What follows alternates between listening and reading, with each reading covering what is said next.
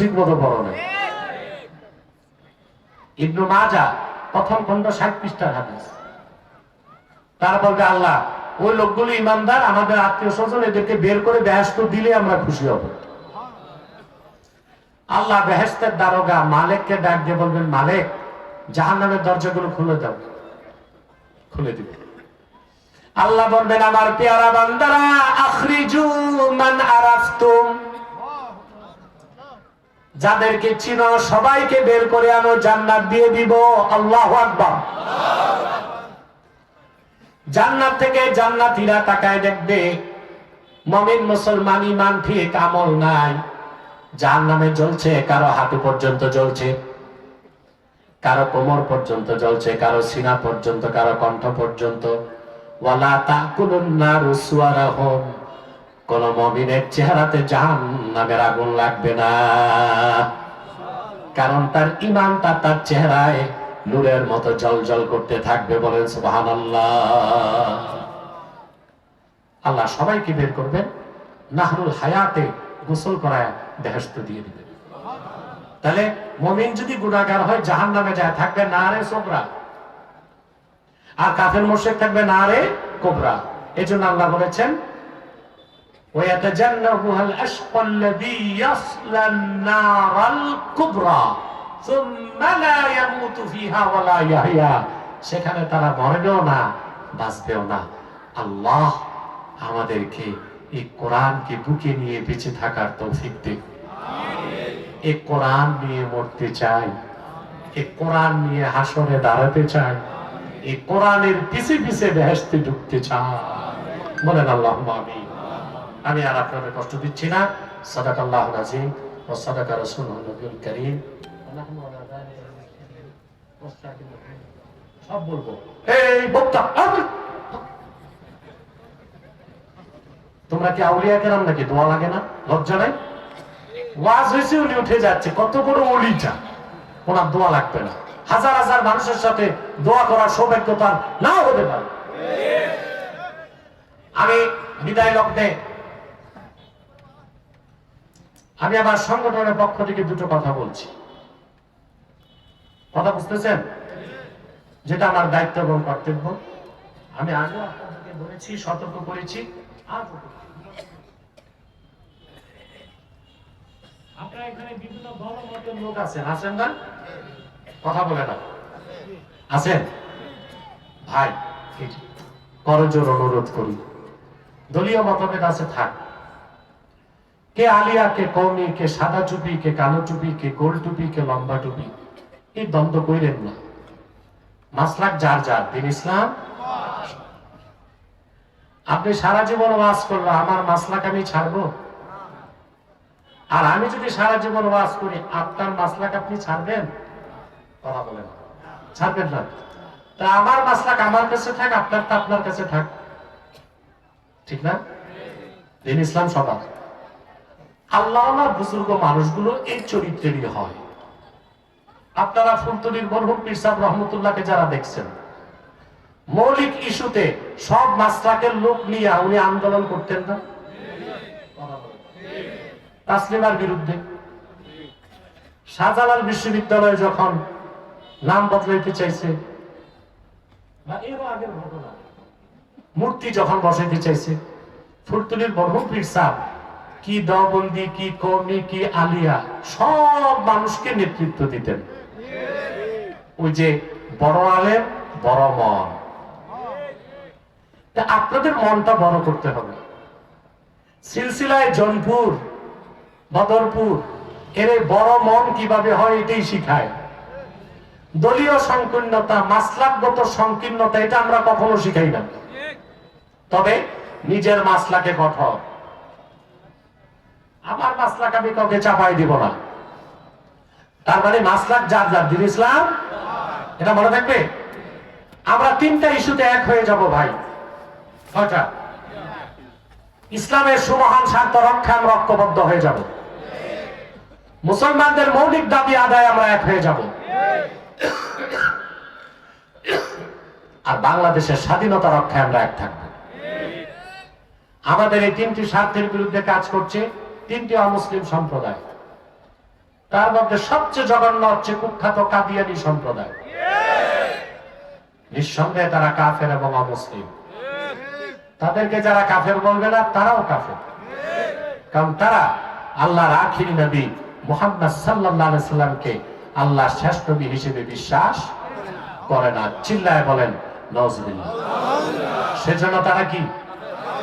তাদেরকে যারা কাফের বলবে না তারা কি? মানুষকে ধোঁকা দিতে তারা মুসলমানদের মতো দাড়ি রাখে, টুপি লাগায়, নাম রাখে, তাই বলে মুসলমান হবে? আরে ভাই, দাড়ি রাখলেই কেউ মুসলমান হলে রবি ঠাকুরের চেয়ে বড় মুসলমান কে হয়েছিল? সে কি মুসলিম ছিল না মুসলিম? টুপি লাগালে মুসলমান হয়ে যায়?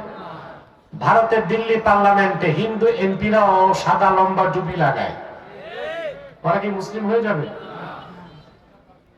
কথা বলেন, নাম রাখলে মুসলমান হয়ে যায়?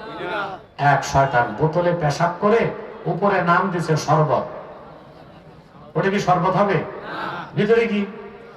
তদ্রুপ কাদিয়ানীরা কাফের। আব্দুল আউয়াল, আব্দুল সামাদ, মুবাশশির আলী, কবির চৌধুরী, শাহরিয়ার কবির আর নিঝুম মজুমদার, এসব নাম রাখার দ্বারা তারা মুসলমান হতে পারে না।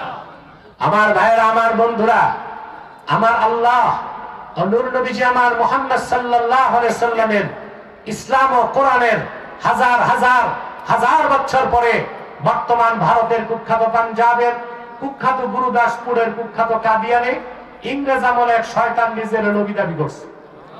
চিল্লায় বলেন নাউজুবিল্লাহ। ও শয়তানটার নাম রেখেছিল তার বাপ মির্জা গোলাম আহমদ কাদিয়ানী। সাবধান, তাকে গোলাম আহমদ বলা যাবে না, কারণ গোলাম আহমদ অর্থ আহমদ এর গোলাম। কোন কাফের কোনদিনও গোলাম আহমদ এর গোলাম হতে পারে না। আর কাদিয়ানের কাজ্জাব ছিল শেষ দরজার কুখ্যাত কাফের, সে গোলাম আহমদ এর গোলাম ছিল না, সে ছিল কুখ্যাত শয়তানের কুখ্যাত গোলাম। কাদিয়ানের কাজ্জাব, মিথ্যা নবুয়তের দাবিদার, ইংরেজদের পাঁচাটা গোলাম মির্জা গোলাম শয়তান কাদিয়ানির উপর গজব এসেছে 1908 সালে। যখন গজব এসেছে কাদিয়ানের কাজ্জাব, ইংরেজদের পাঁচাটা গোলাম মির্জা গোলাম শয়তান কাদিয়ানি 1908 সালে ধ্বংস হয়ে কুখ্যাত জাহান্নামের কুখ্যাত কুকুরে পরিণত হয়েছে, তার অনুসারীরাও ধ্বংস হয়েছে। বর্তমানে কিছু কাদিয়ানি বাংলাদেশে আছে, ইতিমধ্যে তারা 100 সেন্টার করে ফেলছে। কত দুঃখ লাগে, আপনাদের সিলেটেও তারা সোভানি ঘাটে আস্তানা করে ফেলছে, সুনামগঞ্জের দিরাইতে আস্তানা করে ফেলছে, বাংলাদেশে 100 আস্তানা করে ফেলেছে। নাম পরিবর্তন করে করে মিথ্যা পরিচয় দেয়, কখনো নিজেদের পরিচয় দেয় আহমদি জামাত, কখনো বলে আহমদিয়া জামাত, কখনো বলে আহমদি সম্প্রদায়, কখনো বলে আহমদিয়া সম্প্রদায়, কখনো বলে আহমদি মুসলিম জামাত, কখনো বলে আহমদিয়া মুসলিম জামাত।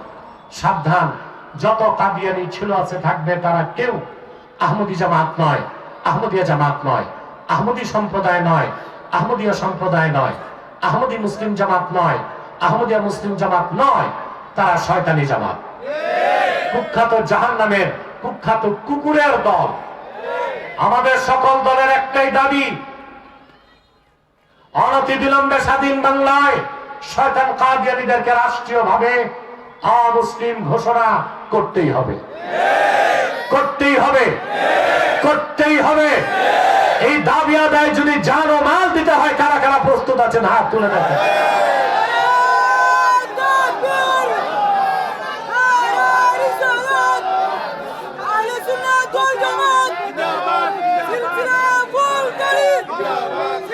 আমার ভাইয়েরা, তাদেরকে অর্থনৈতিক সহযোগিতা করবেন না, করেন, জি করেন।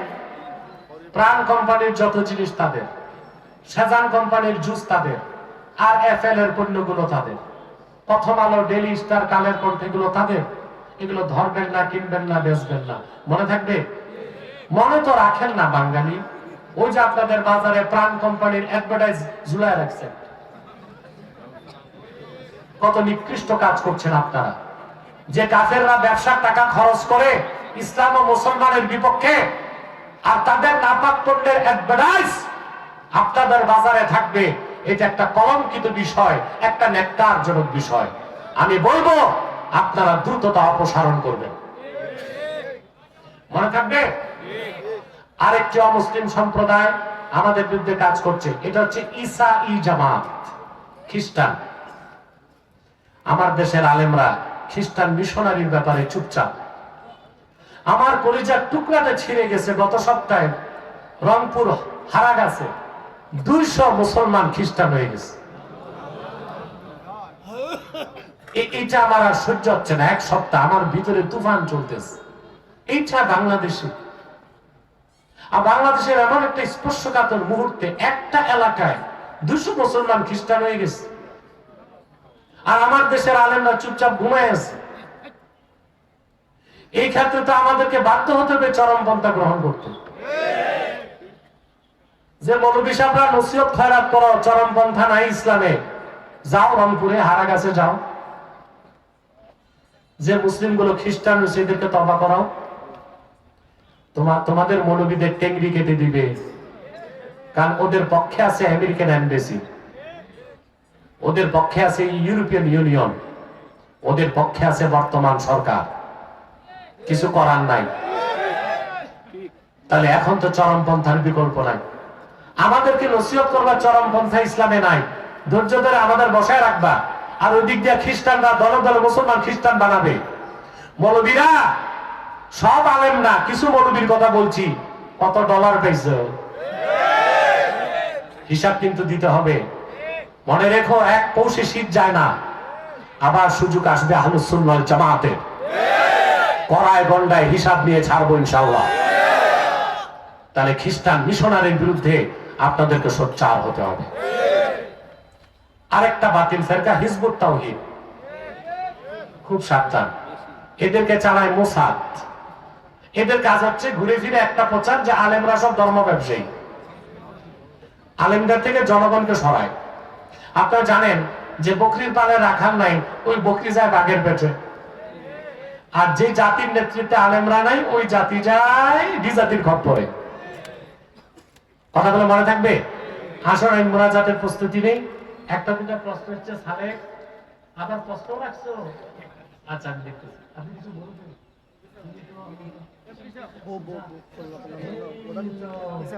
আমার নামও আমার মনে আছে। উনি যখন এমপি ছিলেন, সুজার সাহেব, এই এলাকায় আমি যেখানে আসতাম